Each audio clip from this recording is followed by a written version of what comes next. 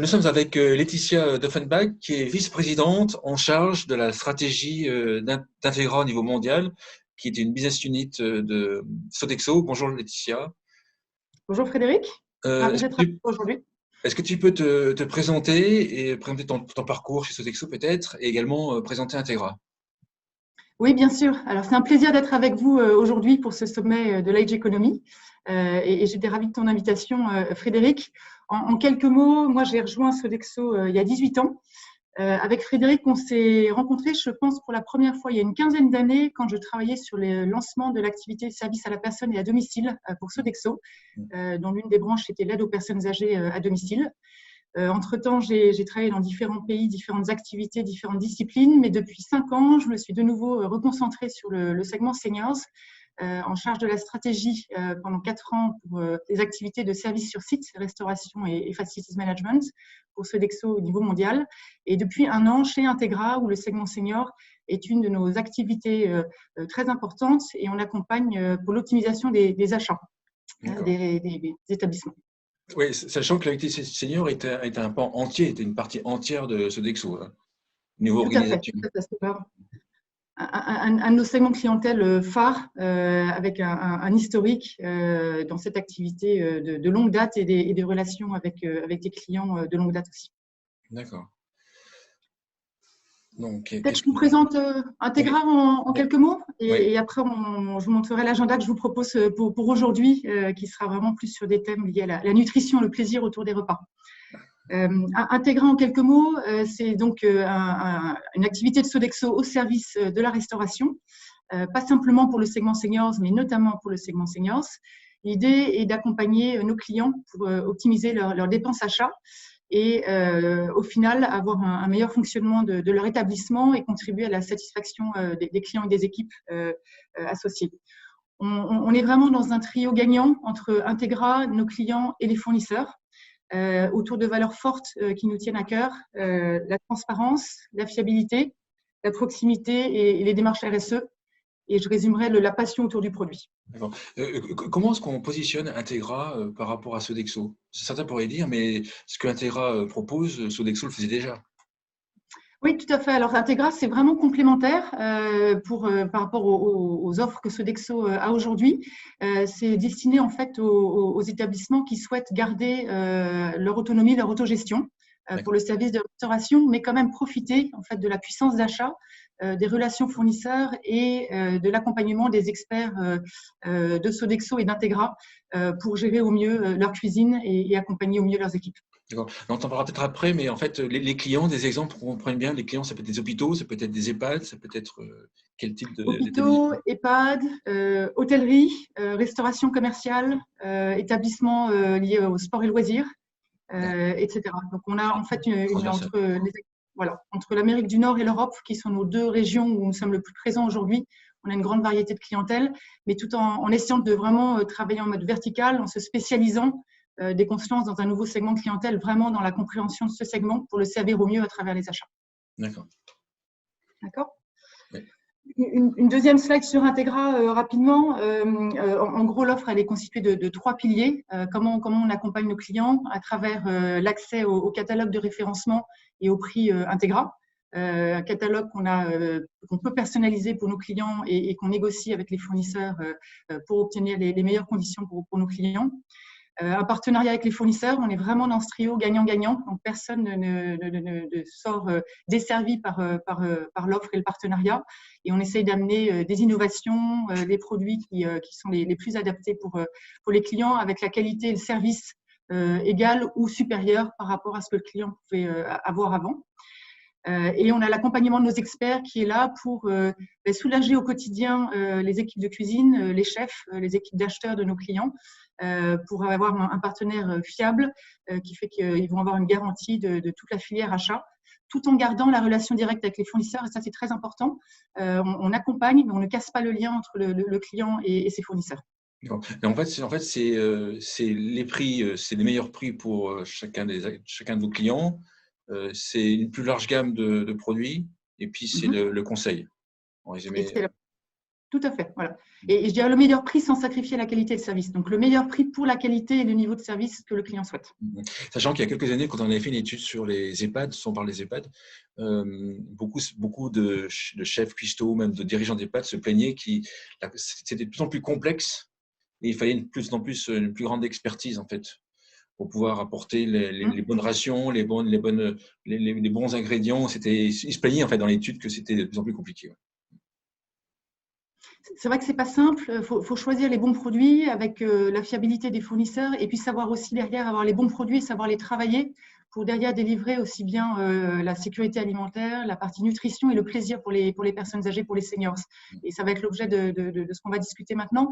Et c'est vrai que là, c'est un vrai soulagement pour les clients, pour les équipes de cuisine, les chefs, d'avoir l'accompagnement de Sodexo ou d'Integra pour pouvoir en fait faire tout un travail préalable sur le choix des produits, par rapport au menu et aux recettes, le choix des fournisseurs pour la fiabilité et la qualité du service, et derrière s'assurer qu'on aide à la mise en place, qu'on leur facilite le quotidien, que ce soit vraiment une façon pour eux de se concentrer derrière sur leur métier cœur, qui est vraiment la production en cuisine et le service et l'interaction avec les résidents.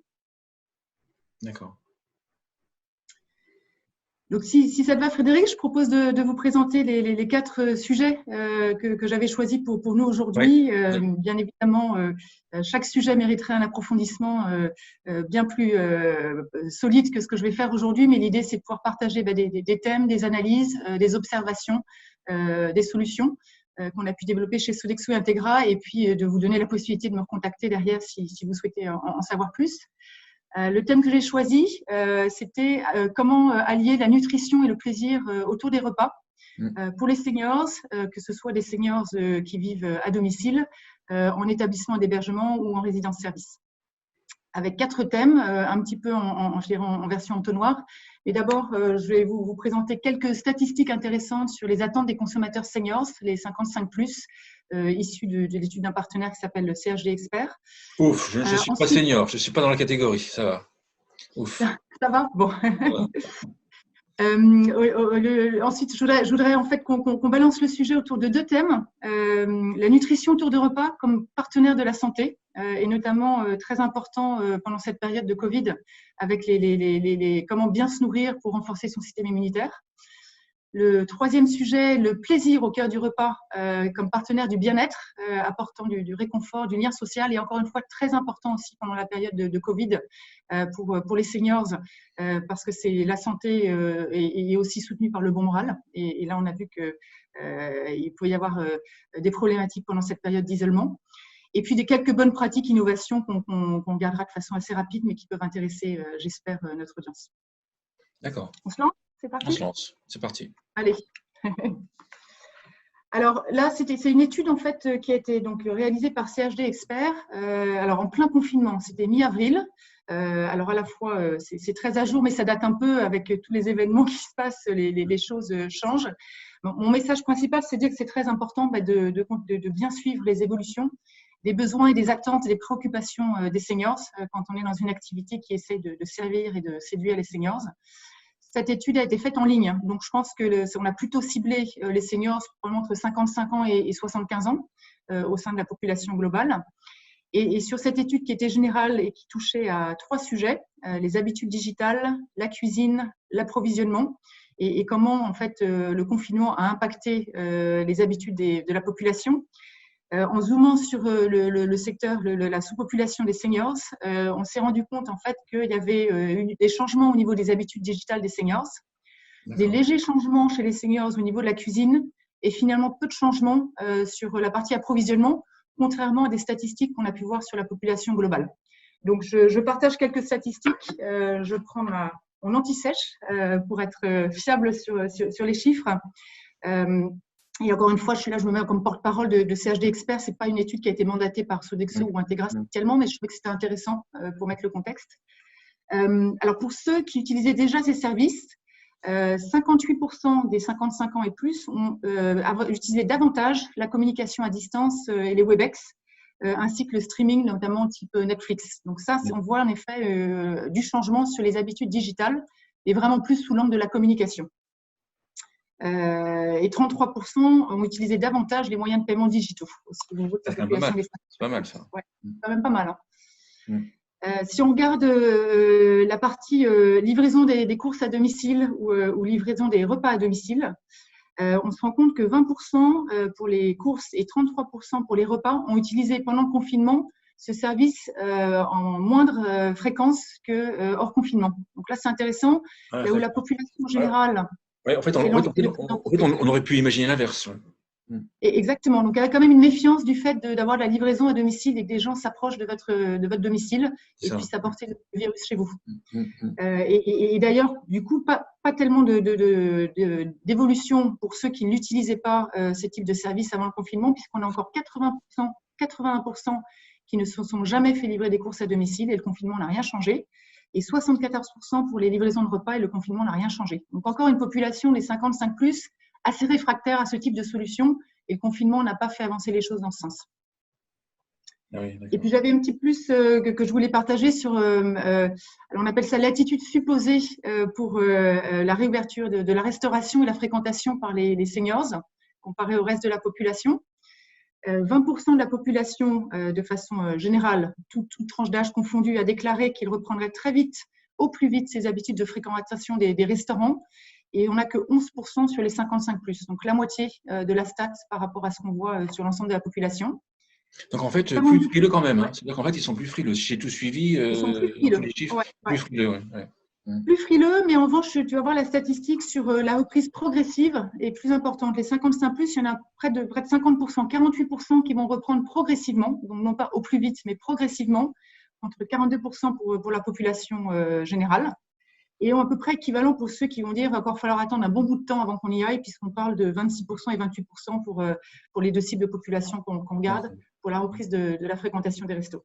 Voilà. Je trouvais que c'était intéressant de partager quelques stats, mais encore une fois à suivre, et puis ça peut évoluer très vite en fonction des mesures sanitaires, des vaccins. Le numérique a beaucoup changé. Il y a beaucoup d'évolutions en numérique. À mon avis, ces changements vont perdurer, parce qu'en fait, ça va être acquis, j'imagine. La cuisine, donc assez peu de changements sur la cuisine. Et par contre, l'approvisionnement, on aurait pu croire que la livraison de repas, la livraison de courses aurait été augmentée, mais même pas, d'accord.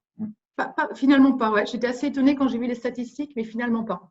En revanche, c'est une bonne nouvelle pour la partie digitale de voir que le confinement a aidé à mettre le pied à l'étrier ou à augmenter l'usage pour certains seniors. Donc ça, c'est peut-être une information importante pour certains d'entre nous qui ont des services associés à ce domaine ou qui souhaitent se digitaliser dans leurs services et leurs offres.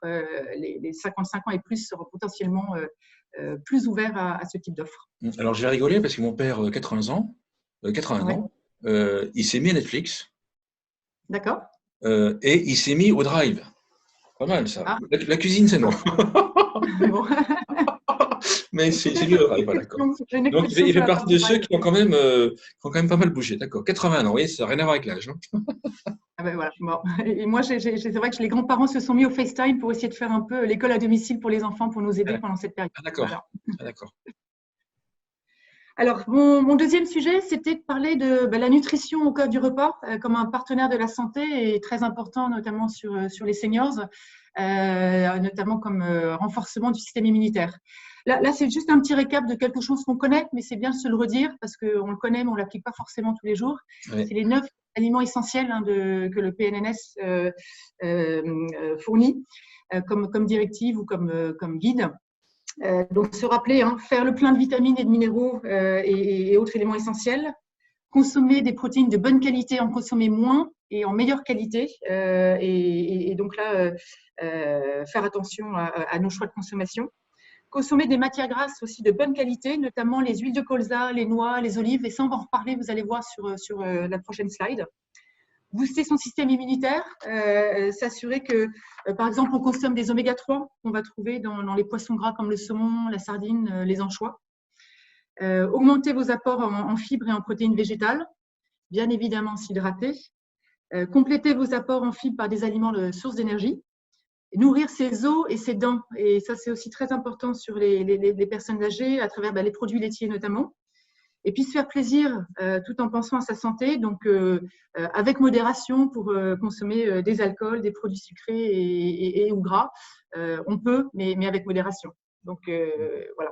Ça, on le sait, mais on ne le met pas toujours en œuvre. Et c'est vrai que pendant la période de confinement, c'était très important, je pense, pour aussi bien le système immunitaire que le moral de faire attention à ça. D'accord. Donc là, la barre est haute. Hein. Là, je vous dis tout de suite, la barre est haute. Là. Et la barre est haute. Des légumes, la barre est haute. On met la barre là et puis on espère que chacun va essayer au moins de se situer là.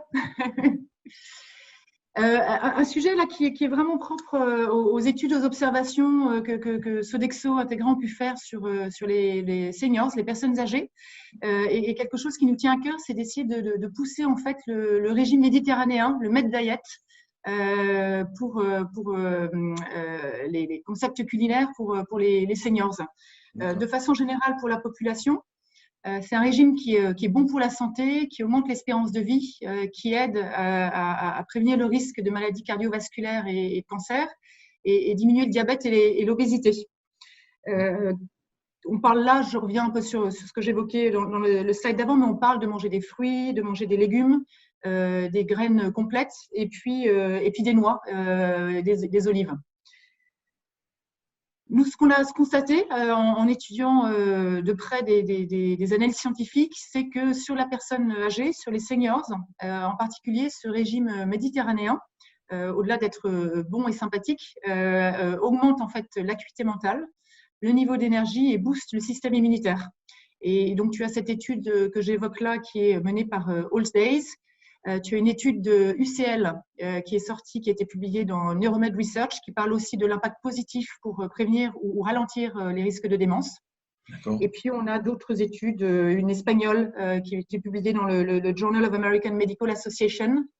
Et donc, c'est vraiment quelque chose qui commence à ressortir, je dirais, dans différentes régions du monde, avec des bénéfices sur la population en général et particulièrement sur les personnes âgées. D'accord.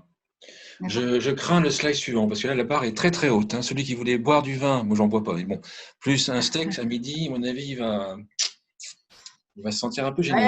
Avec modération, mais le vin est quand même sur la pyramide. Voilà, il n'est pas sorti de la pyramide. Oui, parce qu'en fait, après, il y a tout ce qui n'est pas dans la pyramide. Le burger, il est où le burger? Il est tout là-bas, tout là-haut. Ça va dépendre des pays, ce sera plus ou moins un sacrifice selon les pays. Non, mais c'est intéressant, par exemple, pour citer un truc un petit peu concret, mais les personnes qui alors ingurgitent chaque semaine 30 grammes de noix et 1 litre d'huile obtiendraient des meilleurs résultats sur la mémoire. On a un docteur, Emilio Ros, de cette étude espagnole, qui te dit que certaines propriétés en fait, des antioxydants présents dans le régime méditerranéen pourrait donc retarder le vieillissement cérébral, le déclin cognitif, ainsi que le processus de neurodégénérescence. Donc, il y a vraiment des choses solides et concrètes autour de ce sujet et on les prend très au sérieux dans nos nouvelles offres. D'accord. Voilà. Alors, tu voulais parler de vin, de burger, on va parler plaisir. Enfin, parce que là, je commence à paniquer. Hein. Alors, ce qui est intéressant, c'est qu'au-delà de ce qu'on te met dans l'assiette, qui certes va apporter du plaisir et c'est extrêmement important de travailler dans ce sens, il y a aussi toute l'ambiance et tout ce qu'on peut créer autour du repas en termes de lien social, en termes d'échange, en termes de réconfort, de souvenirs, etc.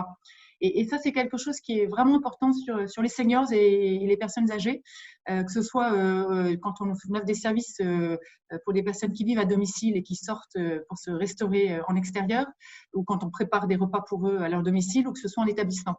Donc là, j'ai, je crois, 3 slides que je voulais partager avec vous autour de ce sujet de la nutrition, certes très important comme partenaire santé, mais aussi le plaisir autour du repas comme partenaire bien-être et de façon par ricochet par partenaire santé aussi. J'ai eu l'occasion de discuter avec beaucoup de chefs qui accompagnent Sodexo et Integra et qui sont des experts du médico-social. Et je voulais leur donner, les mettre à l'honneur, leur donner de la place dans ma présentation. Et j'ai pris quelques citations que je vais simplement partager de façon très, très directe. Mais je trouvais que c'était vraiment intéressant.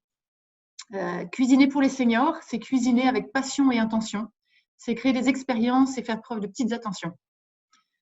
Les produits et la recette ont une histoire. La raconter va stimuler la déglutition et le bien-être. Donc, quand on choisit un produit en amont, quand on le cuisine, quand on dresse l'assiette, quand on va servir l'assiette, c'est très important de raconter l'histoire autour du choix de ce produit, d'où viennent les épices, d'où vient ce poisson, et de partager ça avec le senior. C'est ça qui va stimuler en fait son appétit et son envie de profiter du repas.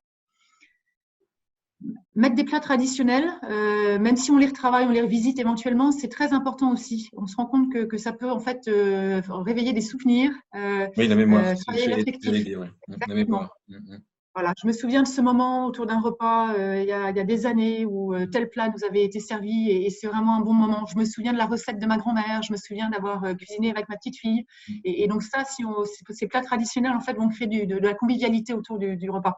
Oui, puis ça fait une sorte de Pavlov. C'est Pavlov, en fait. On ressent le goût du sucre d'antan, qui est différent du sucre qu'on achète maintenant. Ça rappelle les souvenirs. Ouais. Exactement. Et c'est vrai que quelquefois, on a envie d'amener en fait des produits nouveaux, des produits innovants, le quinoa, par exemple. Et en fait, ça ne va pas parler aux seniors ou aux personnes âgées. C'est pas ça qui va leur offrir le plus de plaisir autour D'accord. de leur repas. Donc, il faut faire attention à se renouveler, revisiter certains plats, mais garder quand même une bonne part de plats traditionnels aussi, qui va les ancrer avec leur vie et continuer à créer cette dynamique du souvenir et de l'affectif. Bien évidemment, hein, travailler sur la praticité de la consommation. On peut avoir les meilleures idées en termes de produits, en termes de recettes, mais derrière, il faut s'assurer que pour les seniors, c'est facile à manger, qu'on ne crée pas là un stress sur comment je vais réussir à manger ce plat sans risquer d'en mettre partout, sans risquer de me faire mal aux dents, sans risquer d'avoir un problème de déglutition. Donc là, on a vraiment un beau partenariat avec les chefs, avec nos responsables achats, avec les orthophonistes, les diététiciens, et puis les équipes du client, médical, équipe de cuisine, responsable restauration, hébergement, pour bien comprendre en fait les besoins de leurs résidents et derrière mettre en place à la fois de la nutrition, du plaisir, mais de la sécurité et de l'autonomie pour la personne âgée dans son repas. J'avais une question comme ça. Les seniors, au bout d'un moment, ils attachent beaucoup d'importance à leur santé au niveau de l'alimentation. Ils se disent, bon, je suis âgé, il est temps de me faire plaisir, et donc je remange ce qui est en haut de la pyramide. Alors, je pense qu'en effet, il faut trouver le bon équilibre. Certains vont continuer à être très soucieux de leur nutrition, de leur régime alimentaire au bénéfice de leur santé. Certains vont être plus orientés sur le côté plaisir. En revanche, on se rend compte qu'en fait, les familles vont être très exigeantes, notamment quand il y a un accompagnement par un prestataire extérieur ou Ah oui. quand les familles mettent une personne âgée qui va être en établissement, très exigeante sur la nutrition, la partie santé, mais très exigeante aussi sur la partie plaisir. Et donc, on doit vraiment trouver le bon équilibre entre les deux. Donc, dans certains cas, en fait, c'est plutôt l'entourage qui va s'occuper en fait de la partie santé et le senior de la partie plaisir. Dans d'autres cas, c'est l'ensemble des interlocuteurs qui vont intéressant ça. Intéressant ouais. ça, effectivement. Ouais, mais les deux restent en tout cas très présents sur les exigences qu'on va avoir autour des repas. Donc, en résumé, si on est à domicile, que la fille n'est pas à la maison, c'est hamburger, et dès que la fille est à la maison, c'est poisson. On peut résumer et caricaturer. Voilà. Alors, ce qui est important, hein, c'est que derrière aussi, et ça c'était quelque chose d'intéressant d'un des chefs avec qui j'ai parlé, un chef qui a travaillé chez Sodexo, qui est chez le nôtre maintenant. Il me disait, il y a certains produits qui vont être imposés pour le régime alimentaire d'une personne âgée, notamment souvent les clients demandent qu'on utilise des enrichissements en poudre. C'est la petite boîte que j'ai en bas gauche de ma slide. Les enrichissements en poudre, ça va jouer sur la texture et ça va jouer parfois sur le goût. Et donc, c'est important de choisir de toute façon les bons produits, mais de savoir derrière les travailler et de les combiner pour qu'au final, même si le produit est nécessaire pour le régime alimentaire de la personne âgée, on arrive à jouer en le combinant avec d'autres produits sur la texture et sur le goût pour qu'au final, il y ait un vrai plaisir gustatif autour du produit. Et ça j'imagine pour les spécificités ou les cas spécifiques des personnes âgées dans des établissements pour personnes âgées, en fait, c'est la partie expert d'Integra qui est à même de conseiller le cuisinier. C'est ça l'objectif en effet. Ouais. C'est ça l'objectif, c'est que ça prend beaucoup de temps en fait de travailler sur vraiment le savoir-faire autour de chaque produit, essayer de trouver des combinaisons qui sont pas forcément les plus classiques pour retravailler le goût, la texture, la présentation. Et donc plus on peut faire ce travail en amont avec les expertises de Sodexo et Integra, plus derrière on fait gagner du temps au chef et au final on s'assure que il y a une vraie satisfaction du résident. C'est bien parce que dans les c'est bien parce que dans les études qu'on avait fait sur les EHPAD, effectivement, beaucoup étaient totalement largués par rapport à la réglementation, par rapport à la complexité des différentes situations. ils recherchaient vraiment du conseil. Ouais. Enfin, du prêt, entre guillemets, déjà du prêt étudié, déjà, et après du conseil. Exactement, ouais. Faites le travail en amont, vous qui avez l'expertise, et derrière dans le cuisine test, etc. Derrière, faites-nous tester vos propositions, et quand on va les mettre en œuvre, du coup, ça va nous faire gagner un temps fou parce qu'on aura déjà les protocoles, les recettes, le choix des produits associés, les fournisseurs, et on va se concentrer vraiment sur la partie production, service et interaction avec les résidents. Toi qui as une vision internationale, est-ce que enfin, le ratio, l'équilibre, je ne sais pas si on peut dire équilibre, mais l'équilibre plaisir-santé, est-ce qu'il diffère dans les différentes zones du monde? Alors, ce qui est intéressant peut-être, si je pense par exemple, là je parlais beaucoup de la France, mais il y a beaucoup d'éléments en fait sont valables aussi ailleurs. Ce qui est assez intéressant, par exemple, si je pense aux États-Unis où j'ai habité, en Amérique du Nord, j'ai habité plusieurs années, jusqu'à encore récemment, notamment quand on parle des établissements pour seniors. Là-bas, les seniors en fait rentrent en établissement par choix et en toute autonomie très tôt, dans la plupart des cas, puisqu'ils ont des concepts en fait de grands campus, les CCRP, dans lesquels en fait on rentre en résidence-service. Et puis petit à petit, en fonction de l'évolution de son état de santé, de son niveau d'autonomie, on va éventuellement passer ensuite en assisted living, donc établissement légèrement médicalisé, et puis derrière en établissement plus médicalisé, skilled nursing homes quand c'est nécessaire pour des questions d'autonomie, de santé, de démence ou autre. Et donc c'est vraiment intéressant parce qu'en fait la démarche des personnes âgées, au départ, va être vraiment très tôt. Et à 55 plus, on n'a pas cette histoire de 55 plus à 75, 75, 85, on se fait aider à domicile. Et puis derrière, quand on doit vraiment partir pour être assisté, on va aller dans un EHPAD. Et les résidences-services restent en plus une niche encore aujourd'hui en France. Aux États-Unis, c'est beaucoup plus fort en fait. Et la démarche se fait plus par le senior lui-même, non pas par une décision ou une influence de la famille, de rentrer très tôt dans un établissement, mais qui va pouvoir servir ses besoins. Et donc, les critères de choix vont être vraiment beaucoup autour du plaisir, des concepts de restauration qu'on va m'offrir sur ce site, des concepts du complexe sportif qui va être associé à ce site, de la proximité avec de la vie culturelle, des possibilités de sortie et de loisirs autour de l'établissement ou du campus. Et donc, c'est vraiment intéressant de voir vraiment ce choix, quand il est fait très tôt, en fait, est vraiment fait autour du plaisir, parce qu'on n'est pas encore dans une optique de vraiment souci, c'est autour de ma santé. Mais on est dans une optique de créer de la sécurité dans son nouvel environnement de vie. Ça, c'est vrai. C'est intéressant de noter ce que tu dis. Effectivement, comme ils s'y prennent tout, entre guillemets, sur un choix, en fait, il y a le plaisir. Et effectivement, en fait, ça influence le ratio plaisir-santé, j'imagine.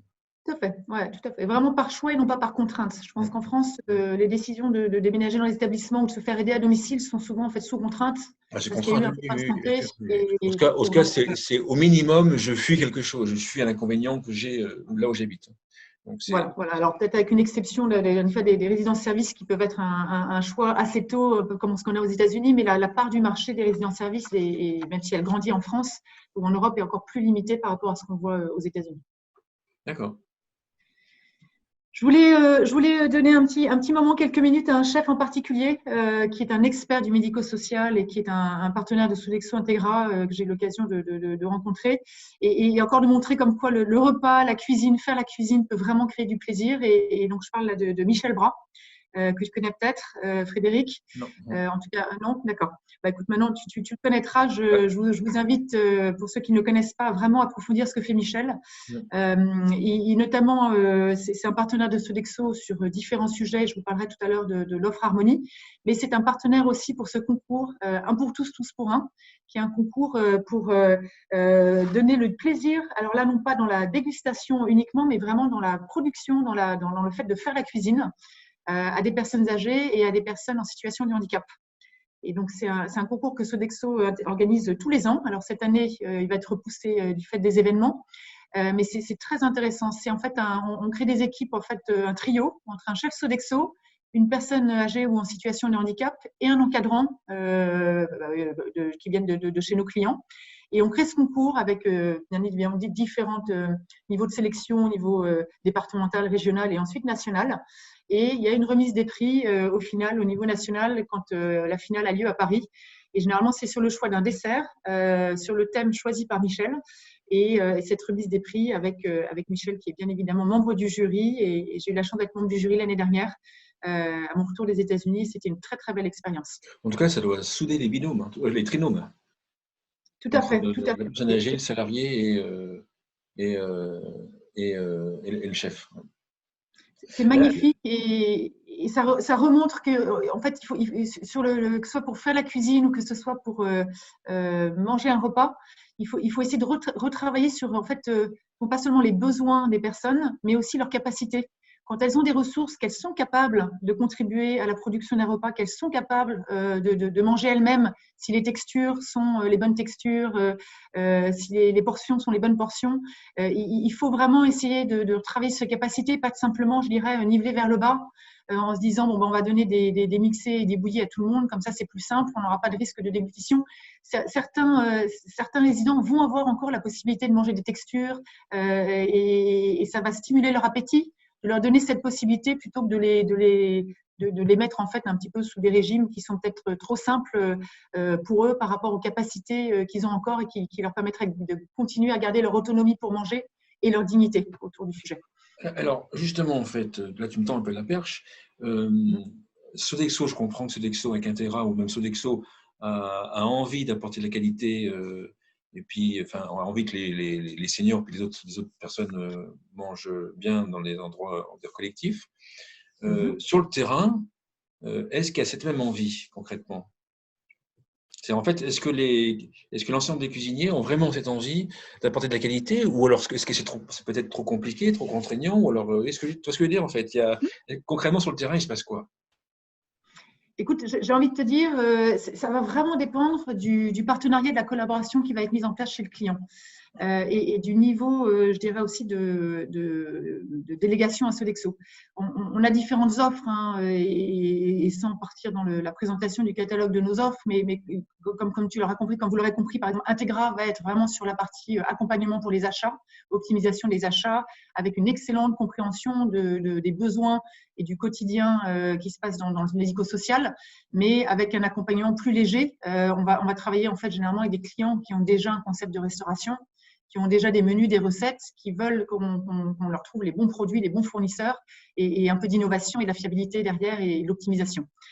Si tu regardes d'autres offres de Sodexo, SoaPro par exemple, qui est une offre qu'on offre aux leaders européens des personnes âgées, des établissements pour personnes âgées, là il va y avoir un accompagnement supplémentaire. On va vraiment être en mode coaching, formation des chefs, mais qui restent des chefs chez le client. On va vraiment travailler sur la partie optimisation de coûts de denrées alimentaires avec des cibles qu'on travaille avec le client et on va être beaucoup plus présent sur site. Et puis, tu vois, la version où on est vraiment complètement responsable de l'ensemble de la cuisine avec du personnel Sodexo sur site. D'accord. La question un peu plus loin que je voulais te poser, c'est les produits de qualité, en fait. Par exemple, ce concours en question avec des beaux desserts, j'imagine qu'ils sont bons également.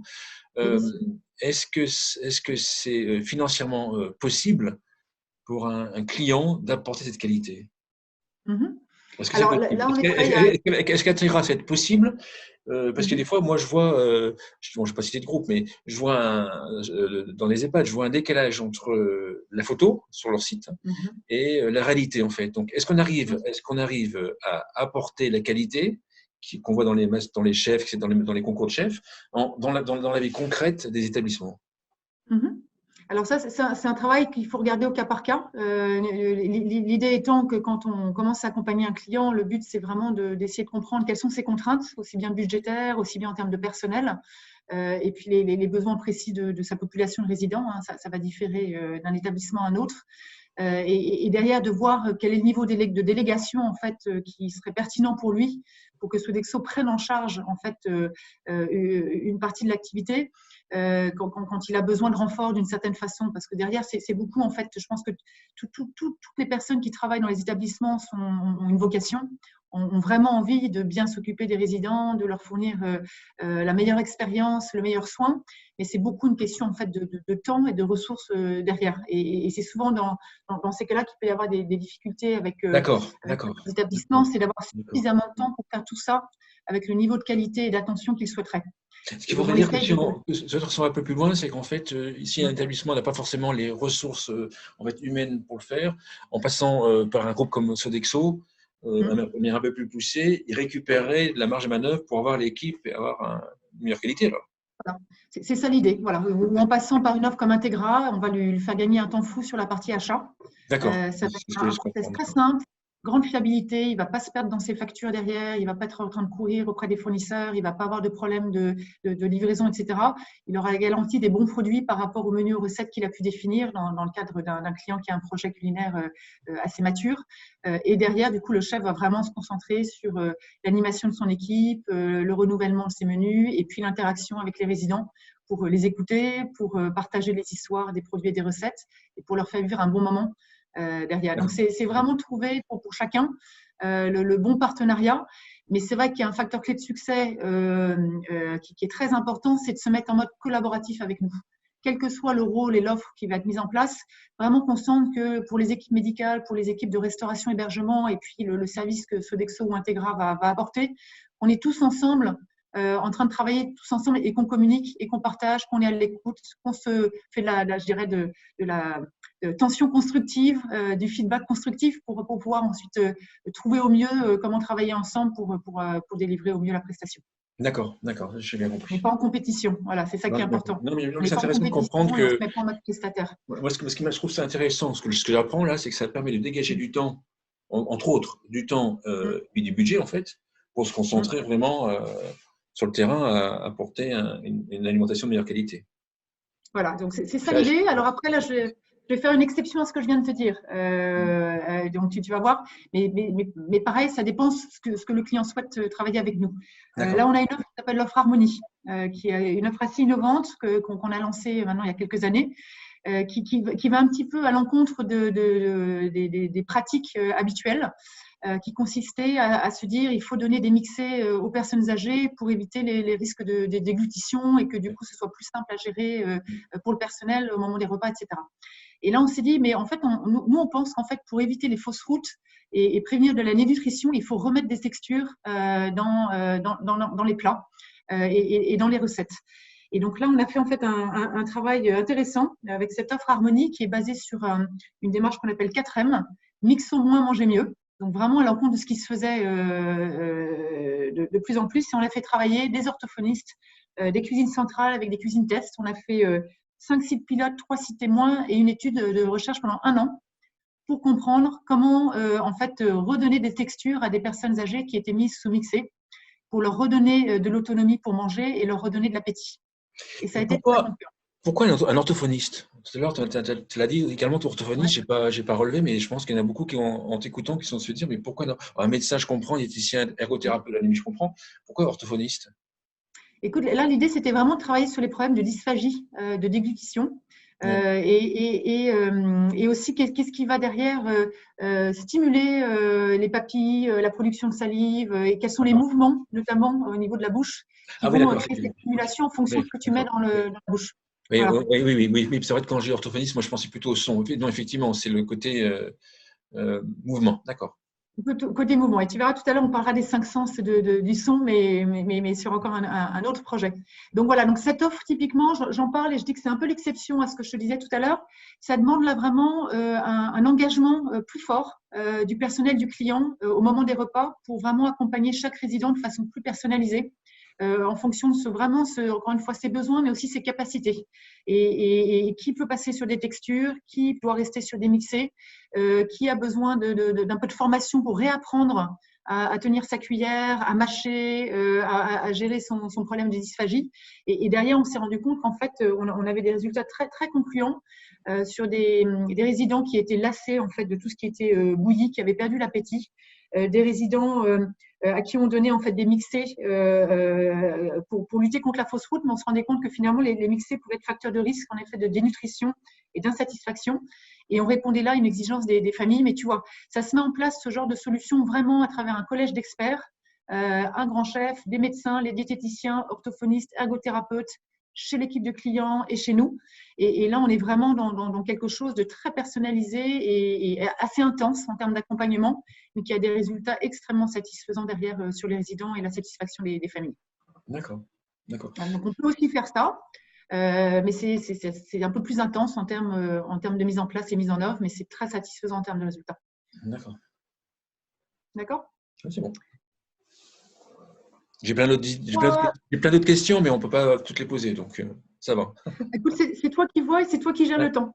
Avec plaisir. Et puis, si ce n'est pas cette fois-ci, une autre fois pour se reprendre sur les sujets, les questions qui te resteraient. Voilà, mais n'hésite pas, je prends le temps qu'il faut. Donc, je te laisse nous guider côté timing. Il me reste une dernière section que je voulais partager avec vous, c'est 3 slides. Ça ne nécessite pas forcément d'y passer beaucoup de temps, mais je voulais donner la possibilité à chacun d'être au courant de ces bonnes pratiques et de ces innovations. J'en ai choisi 3, j'aurais pu en choisir d'autres, mais ça m'a semblé intéressant. Là, notamment, sur la notion de « à chacun son besoin ». Pendant le Covid, pendant la période de confinement, on a produit en fait des fiches conseils pour les établissements, pour les résidents, et de façon assez intéressante, à la fois des fiches conseils pour gérer en fait le risque de prise de poids des résidents, des seniors, des personnes âgées pendant le confinement, et dans d'autres cas où on se rendait compte qu'en fait avec le confinement, il y avait un risque de perte de poids. Et là, on rejoint la question de bien manger, c'est important pour contribuer à sa santé. Et bien manger et avec plaisir, c'est important pour le moral. En choisissant les mauvais produits, des mauvais plats, on va éventuellement perdre l'appétit parce qu'on va mal manger. Derrière, ça va jouer sur le bien-être et ça va jouer du coup sur des risques de dépression pendant une période de confinement qui est assez stressante. Voilà, donc c'était intéressant de voir les deux pans sur une même population, en même situation de confinement. Certains ont un risque de perte de poids et d'autres au contraire de prise de poids. D'accord. Tu évoquais tout à l'heure l'orthophonie, le son. Donc, c'est une bonne transition pour moi pour présenter une démarche très intéressante qu'on a travaillé avec l'Université d'Ottawa sur les 5 sens. Et l'idée, c'est vraiment à chacun sa perception. Quand on travaille sur l'ambiance dans une maison de retraite, quand on travaille sur la façon de délivrer des services, et là je parle de restauration, de facilities management, aussi la décoration de l'établissement, etc. On a tendance souvent en fait à penser à la façon dont nous on perçoit l'établissement, nous on perçoit l'atmosphère, et quand je dis nous, ça peut être les petits-enfants qui viennent visiter la personne âgée, ça peut être les femmes adultes qui s'occupent beaucoup de leurs parents âgés ou des hommes, ça peut être les visiteurs qui viennent dans l'établissement, et puis ça peut être le personnel qui va être bien évidemment le plus souvent moins âgé que la personne âgée et dans une situation de santé différente. Et on oublie qu'en fait les 5 sens des personnes âgées évolue avec le temps, évolue avec le vieillissement, évolue éventuellement avec les médicaments qui sont pris. Et que si on veut que ce soit la meilleure qualité de vie pour les résidents, pour la personne âgée, pour les seniors, il faut qu'on se mette en fait dans leur perception des choses et la façon dont leurs 5 sens fonctionnent et pas les nôtres. Et donc, c'est vraiment un travail très approfondi qu'on a fait et une publication d'un livret blanc sur ce sujet. Si je te donne une application concrète autour des repas, par exemple, ça va consister à se dire, autour du repas, qu'est-ce qu'on peut faire pour stimuler les 5 sens de la personne âgée, du résident, pour que derrière, il ait de l'appétit et un moment convivial autour du repas. Donc, on va travailler, alors c'est des exemples et ça ne veut pas dire qu'il faut tout mettre en place, mais on va travailler, par exemple, avant l'entrée dans la salle à manger, sur de l'aromathérapie, sur le fait de pouvoir diffuser des odeurs en fait, qui vont donner envie d'aller à table. Une odeur de pain frais qui vient de sortir du four, par exemple. Avant de démarrer le repas, on va travailler sur des mises en bouche. On a constaté, on a appris par exemple que l'odeur du vinaigre en fait stimule la production de salive et stimule l'appétit. Donc, si tu mets en encas, en mise en bouche des olives, des cornichons qui ont mariné dans le vinaigre, ça va créer tout d'un coup une bonne mise en condition pour le senior, pour la personne âgée, pour avoir envie ensuite d'attaquer son plat principal, son dessert, etc. Au moment du repas, alors c'est important de travailler sur l'ensemble de l'atmosphère. Donc, on va pouvoir mettre une musique d'ambiance, mais qui soit la bonne musique par rapport à la personne âgée, faire attention aux problèmes d'audition avec certaines musiques qui peuvent être non adaptées. On va travailler sur les lumières, les couleurs de la décoration pour que ça crée quelque chose aussi d'agréable. Et on se rend compte que la vision d'une personne âgée va être différente de la vision d'une personne peut-être plus jeune ou avec une vision de meilleure qualité. Et donc, bien choisir des contrastes, les bonnes couleurs, qui sont des choses qui rassurent la personne âgée, qui lui créent du réconfort et qui ne vont pas l'agresser. Et beaucoup de différences avec ce qu'on pourrait percevoir à une autre période de sa vie en termes de vision. On va travailler sur la couleur, les textures des plats, s'assurer que la personne reconnaisse ce qu'elle a dans son assiette. Et quand on est sur des mixés, des textures modifiées, c'est important que la personne, en voyant l'assiette, puisse se dire tiens, je vois ce que je vais manger et j'ai envie de le manger. Au lieu de se dire c'est une espèce de mixé d'une couleur un peu fadasse, tout à la même couleur et j'ai aucune idée de ce qu'il y a dedans aujourd'hui. Comment est-ce que vous faites ça en fait? Tous les plats sont testés par les seniors, sont créés avec les seniors, ou vous avez d'abord en amont fait pas mal d'études pour après savoir avoir une sorte de grille de lecture ou autrement? Alors, on a travaillé avec des… Ouais, non, c'est un très bon sujet. En fait, on a travaillé pendant plusieurs mois avec l'Université d'Ottawa, qui avait en fait des spécialistes sur ce sujet. Qui ne les avaient pas forcément appliqués à qu'est-ce que ça veut dire si je vis en établissement, si je fournis des services de restauration, facilities management, mais qui connaissaient bien en fait la façon dont les 5 sens évoluent pour les personnes âgées. Donc ça a été intéressant de travailler là-dessus. On a créé en fait un guide d'audit, de diagnostic pour les établissements qui souhaiteraient juste faire un diagnostic en se disant tiens, la façon dont ma signalétique est mise dans mon établissement pour indiquer où est la salle à manger, où sont les toilettes, où sont les sorties de secours. La façon dont les matériaux ont été choisis pour les rampes d'escalier, pour le sol. Est-ce que c'est quelque chose qui va rassurer, qui va être agréable au toucher, qui va être agréable quand la chaussure va frotter par terre? Ou est-ce qu'au contraire, c'est quelque chose qui va faire peur à la personne âgée, qui va être agressif en termes de texture, de lumière, de température, et qui va donner envie à la personne âgée de rester dans sa chambre? Donc, on a fait tout un travail, un outil de diagnostic, et puis derrière, nous, on a adapté nos offres. Et notamment, on a fait des pilotes. Alors, en Espagne, il y a un pilote qui a été fait avec le client Los Robles et un travail avec en fait les docteurs, le personnel médical. Et c'est là qu'on s'est rendu compte, dans le cadre de ce pilote, donc c'est un cas réel, en mettant en place la démarche des 5 sens autour des repas, on a diminué le risque de dénutrition de 6,25% à 1,8%, c'est-à-dire 70% de réduction du risque. Et on a réussi à travailler sur d'autres facteurs. Et donc ça, c'est vraiment le médecin, le docteur Bernabeu de Los Robles qui a fait ces mesures. On a travaillé du coup sur un impact positif sur la pression artérielle, sur les niveaux de protéines et sur les niveaux de glucose dans le sang. Grâce à l'ensemble de cette démarche par rapport à ce qu'ils avaient avant. D'accord, proposer l'ensemble de cette démarche. Donc en fait, c'est-à-dire qu'en fait, Entegra ou Sodexo, vous êtes capable si moi j'ai un établissement, je suis chez un établissement, vous êtes capable de m'aider en fait sur l'ensemble de ces différents points. Exactement. Et on peut aider en partage d'expertise. Ça peut être par exemple sur ce sujet, le partage du livret blanc. On peut aider pour le diagnostic à travers nos outils et le client peut faire son diagnostic lui-même ou on peut le faire nous-mêmes pour lui. Et on peut aider derrière dans les recommandations et la mise en œuvre des recommandations pour faire les changements petit à petit ou de façon plus en bloc autour des sujets qui ont été identifiés comme ayant un potentiel d'amélioration. Donc, c'est vraiment, je dirais, à la carte en fonction du niveau d'investissement et d'accompagnement que peut souhaiter un client, mais ce n'est pas le tout ou rien, en tout cas. D'accord. Alors, justement, ma question suivante, c'était, moi, j'ai un établissement où j'ai plusieurs établissements. Je trouve ça très intéressant. Par contre, j'ai peur que ce soit très compliqué à mettre en place.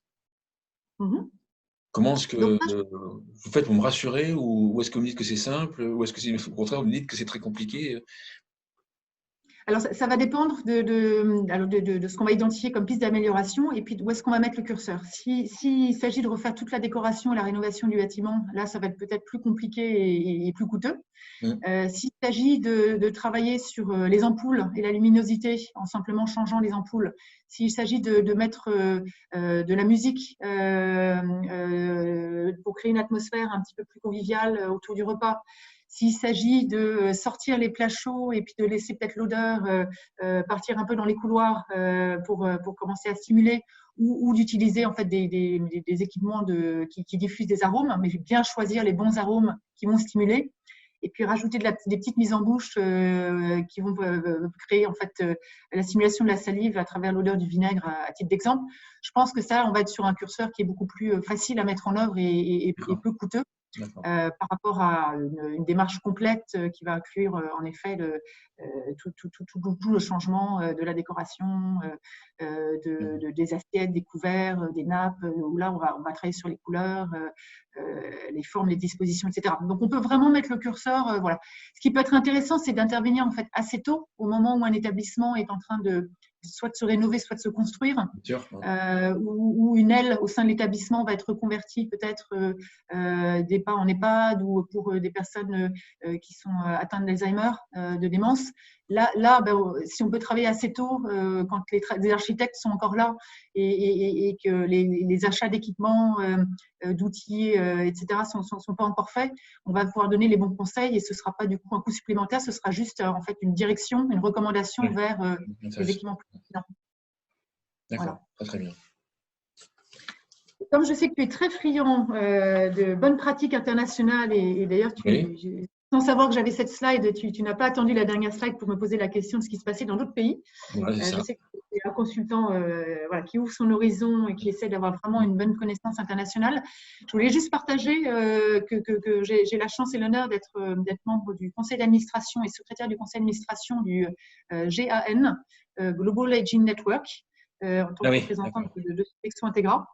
Et c'est un organisme à but non lucratif, associatif, extrêmement intéressant qui œuvre en fait dans le sens de l'amélioration de la qualité de vie pour les personnes âgées, pour les seniors.